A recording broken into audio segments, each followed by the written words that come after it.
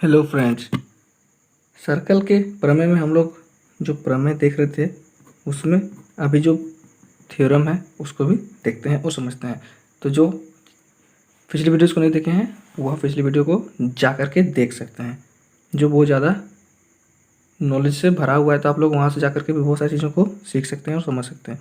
तो यहाँ पर जो प्रमेय है उसमें कह रहा है कि वृत्त के किसी बिंदु पर खींची गई जीवा और उसी बिंदु पर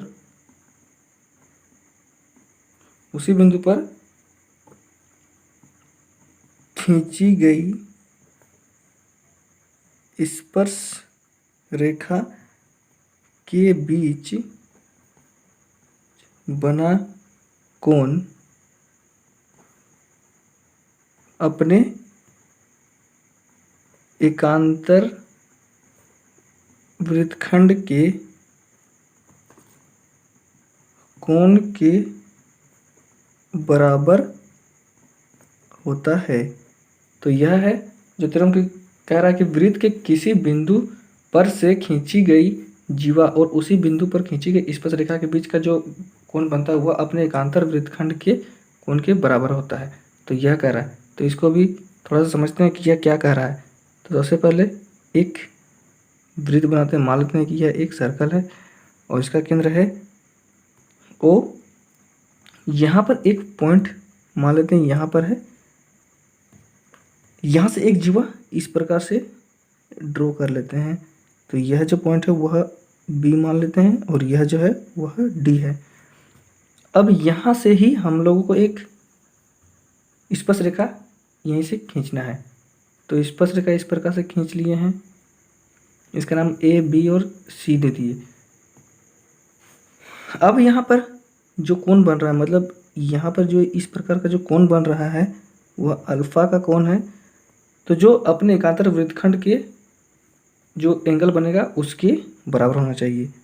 तो इधर भी एक पॉइंट मान लेते हैं ए बी, यहाँ पे सी है डी है, तो यहाँ पर इसको ई मान लेते हैं और इधर में एफ एक मान लेते हैं। तो इसको भी इस प्रकार से मिला देती हैं और सबों को ऐसे मिला लिए हैं। तो हम लोगों को जो एकांतर वृत्तखंड में जो कोण बनेगा, यानी कि कोण अल्फा का एकांतर में जो वृत्तखंड में, मतलब इस साइड में जो एंगल बन रहा है, यानी कि कोण यहाँ पर बी ई और डी है, तो इसके बराबर में कोण अल्फा हो जाएगा। और इधर में अगर यह एंगल कोण बीटा है तो इसका जो एकांतर में कोण बनेगा यहाँ पर बनेगा डी एफ बी बनेगा। तो ये दोनों बराबर होंगे। तो इसको समझते हैं कि कोण अल्फा के बराबर हो जाएगा हम लोगों को एंगल बी ई और डी, बी ई और डी हो जाएगा। उसी प्रकार से कोण यहाँ पे जो बीटा है इसके बराबर में हो जाएगा हम लोगों का जो एकांतर में वृत्तखंड में कोण यहाँ पर बन रहा है, तो इसको डी एफ बी, कोण डी एफ बी, तो ये बराबर होंगे। तो अपने एकांतर वृत्तखंड में जो कोण होता है उसके बराबर में यह जो एंगल सब बराबर होते हैं। नेक्स्ट थ्योरम है और वह भी देखते हैं कि इसमें कह रहा है कि किसी वृत्त के व्यास के अंत बिंदुओं पर खींची गई स्पर्श रेखा आपस में समांतर होती हैं, आपस में समांतर होती हैं। तो यह कह रहा है जो प्रमेय है कि किसी भी वृत्त है, कोई भी वृत्त है, मान लेते हैं यह एक वृत्त है जिसका केंद्र है ओ और उसमें एक व्यास कह रहा है। तो इसमें जो व्यास कह रहा है तो मान लेते हैं यह एक व्यास है जो कि ओ से होते हुए गुजर रही है। यहाँ ए पॉइंट है और यह बी पॉइंट है। तो यहाँ पर हम लोग को स्पर्श रेखा खींचना है। तो स्पर्श रेखा इस प्रकार से खींचेंगे, यहाँ से भी इस प्रकार से ही खींचेंगे जो कि केवल सिर्फ और सिर्फ पॉइंट ए पर ही, और यह भी पॉइंट बी पर से ही होकर के गुजरती है स्पर्श रेखाएं। ये हम लोगों ने पिछली वीडियोस में देख सकते हैं, पिछली कक्षाओं में हम लोग जो वीडियोस था उसमें हमने सीख लिया था। तो ये जो दोनों रेखाएं हैं, मान लेते हैं यह हम लोगों ने पी क्यू और ये आर और एस है। तो ये जो दोनों रेखाएं हैं वह आपस में क्या होंगे, समांतर होंगी, क्योंकि यहाँ पर जो कह रहा है उस हिसाब से हम देख रहे हैं कि पी क्यू के समांतर में होंगी आर और एस। और यह बात हमारा लागू कब होगा, जब केवल व्यास का बात करते हैं तभी हमारा यह चीज़ लागू होता है। इसको हम लोग और समझते हैं। मान लेते हैं यह भी एक सर्कल है, इसमें एक पॉइंट ये ए मान लिए हैं, एक पॉइंट यह बी मान लिए हैं।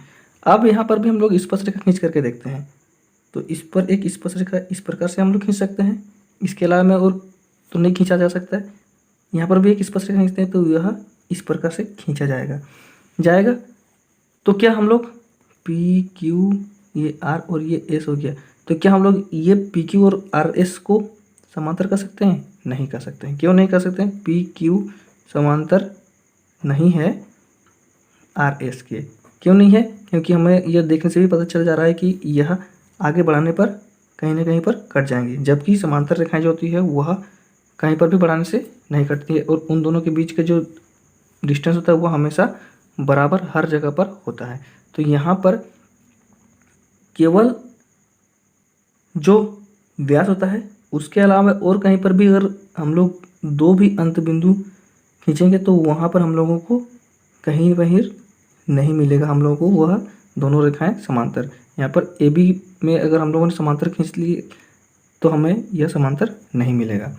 तो यह कह रहा है कि जो भी व्यास होगा उसके अंत बिंदु पर अगर हम लोग स्पर्श रेखा खींचेंगे तो वे ही हमारा समांतर होंगे, उसके अलावा और कहीं पर भी समांतर नहीं होंगे। तो यह भी यहाँ पर जानना बहुत ज़रूरी है।